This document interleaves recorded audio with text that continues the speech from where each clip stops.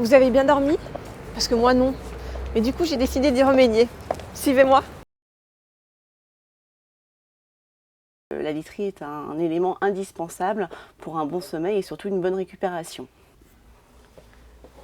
Dites-moi quels sont les critères alors à prendre en compte pour choisir une bonne couette? Les critères déterminants sont le garnissage, le poids de garnissage. Donc par exemple si je veux une couette bien chaude, qu'est-ce que vous me recommandez? Alors bien chaude, Moi, vous pouvez aller sur du naturel ou sur du synthétique à condition de choisir un garnissage optimum, c'est-à-dire entre 300 et 450 grammes. Naturel ou synthétique, alors quel est le meilleur? Le plus respirant et le plus léger, ça va être le naturel. Naturel, c'est du duvet, de la plumette ou des mélanges.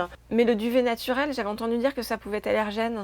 Ça, ce sont vraiment des idées reçues. Ah oui? C'est-à-dire que le duvet ou les plumettes, si elles sont entretenues, lavées régulièrement, ne sont pas plus allergènes qu'une fibre synthétique. Je sais pas si c'est vrai que pour laver une couette, il fallait mettre des balles de tennis dans la machine. Tout à fait, au moment du séchage.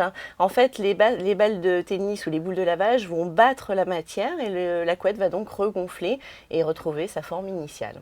Voilà par exemple une couette synthétique. Ah oui. Donc, c'est marrant, c'est pas du tout la même chose quand on touche. Non, en fait la fibre est beaucoup plus serrée, Ouais. beaucoup moins aérée et c'est des couettes qui sont plus lourdes. Et comme oreiller, alors qu'est-ce que vous me conseillez maintenant que je prends ma petite couette en duvet? Alors là, j'ai plein de choses à vous conseiller. Vous me suivez, je vais vous montrer. Donc on va commencer marrant, par ces là. oreillers. Alors ça, c'est des oreillers ergonomiques. C'est la grande mode en ce moment. C'est ce qu'on appelle donc des oreillers anatomiques en mousse à mémoire de forme. C'est dur, c'est bizarre.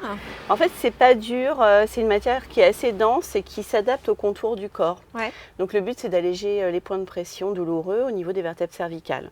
Et moi, par exemple, je dors sur le ventre et du coup, c'est pas un peu bizarre ce genre d'oreiller? Alors ça, c'est totalement interdit sur le ventre. C'est vraiment fait pour le dos et le côté. Ah d'accord. Si vous dormez sur le ventre, alors, je vous conseille une forme plus classique. On peut rester sur de la mousse à mémoire de forme, mais il faudra passer à des produits sans forme ergonomique. On utilisera une forme dite savonnette. Il paraît que vous avez aussi des oreillers ultra originaux, c'est ce qu'on m'a dit, au lait de coco. Alors on a des oreillers au lait de coco, on a des oreillers avec des microcapsules d'aloe vera. On a des oreillers avec 10 fils d'or également qui s'appelle le gold de céramique, qui permet d'avoir une meilleure récupération la nuit, qui capte les infrarouges. Le gold de céramique, il est très doux. Puis après, surtout, ce qu'on va avoir, c'est des formes totalement innovantes. Comme quoi? Alors, par exemple, comme ce modèle-là. Qui a une forme toute rigolote. Une étoile, enfin, oui.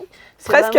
C'est comme une étoile. Alors le but, c'est de pouvoir dormir avec dans toutes les positions de couchage. Il est costaud celui-là. Il est costaud, il est plutôt fait justement pour des carrures LXL.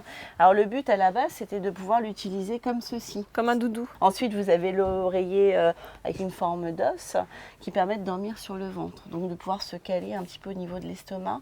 J'ai entendu dire que vous aviez également des oreillers contre la transpiration. Alors qu'est-ce que c'est? Alors ça, c'est totalement innovant et étonnant. Ce sont des oreillers à base de gel. C'est surprenant.